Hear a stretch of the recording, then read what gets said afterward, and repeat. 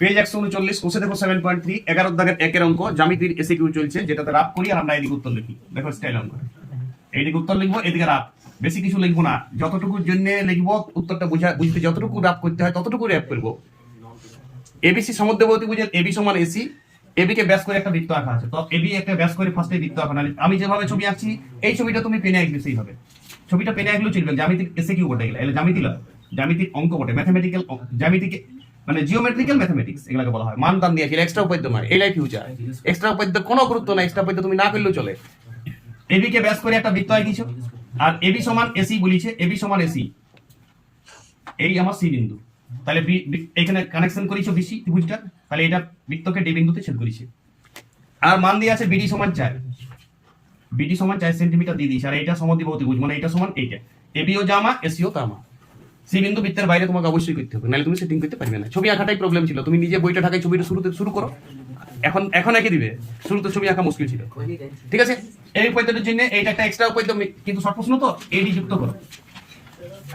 দেখো ত্রিভুজ এবিডি এবং ত্রিভুজ এবিডি আর ত্রিভুজ এডিসি, এই ত্রিভুজ দুটো দেখো এই কোণটা অর্ধবৃত্তস্থ কোণ, ব্যাস বটে, তাহলে এটা 90 ডিগ্রি, তাহলে এটাও 90 ডিগ্রি হবে। এডি বাহুটা সাধারণ বাহু, দুটা ত্রিভুজই আছে, ইনশাআল্লাহ বাহু বটে, এটা দুটাতেই আছে। আর এই বাহুটা সমান এই বাহুটা শিকারে বলা ছিল, তাহলে বলো ডাইরেক্ট আমি লিখবো ত্রিভুজ এ বি ডি। প্রমাণ করবো না, যা করলাম মনে মনে।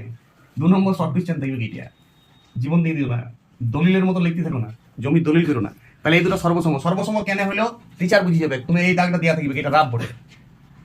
সর্বসম যেই হলো তাহলে আমি বলবো যে বিডি সমান কত সিডি। আমাকে প্রয়োজন সিডির দৈর্ঘ্য, তাহলে বিডির সাপ্লাই দেওয়া আছে 4, তাহলে সিডিও 4 বটে, উপায় নাই। কারণ ব্র্যাকেটে লিখবে, কারণ যদি বলে উপায় নাই চলছে, তাহলে সিডি কত হবে 4 সেন্টিমিটার। অঙ্ক শেষ, ঘটনা শেষ। সর্বসম প্রমাণ ডাইরেক্ট। কি ধরনের সর্বসম হইলো কোনো যুক্তি দেওয়ার দরকার নাই, রাফ বটে, জিওমেট্রিক্যাল ম্যাথমেটিক্স বটে, জ্যামিতিক অঙ্ক বটে, এটা এক্সট্রা উপাদ্য নয় যে আমি সর্বসম প্রমাণ করবো। ছাত্রছাত্রীরা বুঝে না, এটা মহাভারত লিখে ফেলে। ঠিক আছে, এগুলা অন্য জিনিস, এগুলা 2 নম্বরের জ্যামিতিক শর্ট প্রশ্ন, 9 নম্বরের মোট প্রশ্ন দেয়, এটা উপাদ্য তো 5 দেয়, এগুলাই বেশি করে পরীক্ষায়। ছাত্রছাত্রী বুঝে না, সত্য মিথ্যাতে দিবে, ড্যাশ পূরণ দিবে একটা, 2 নম্বরে 3টা অঙ্ক দিবে জ্যামিতি, 3 দুগুণে 6, 10 নম্বরের সিলেবাস জ্যামিতিক শর্ট প্রশ্ন দেয়। আর উপাদ্য তো 5 দেয় একটি মাত্র। উপাদ্য তো তুমি কমন পাবে, আমি তো বলে দেবো। আর উপাদ্য তো তোমার কথাগুলো মনে রাখতে হবে, উপাদ্যগুলো না করলেও চলে। কথাগুলো না মনে রাখলে অর্ধবৃত্তস্থ কোণ সমকোণ তুমি কি করে বুঝবে? সর্বসমটাই বাতিক তুমি কি করে বুঝবে? 7-এ ছিল সর্বসমতা। ভালো অঙ্ক, খুব ভালো অঙ্ক। অঙ্কটা রিপিট করো, প্রথমে নিজে করো পুরাটা। রাফলি ছবি আঁকবে, এই ছবিটা পেনে আঁকতে হবে, এটা কোনো পেন্সিল স্কেল দরকার নাই, এটা রাফ। আর এদিকে উত্তর, এইভাবে একটা ডিজাইন চলবে 2 নম্বরের শর্ট কোশ্চেনের, পরে আমি দেখাবো। ওকে।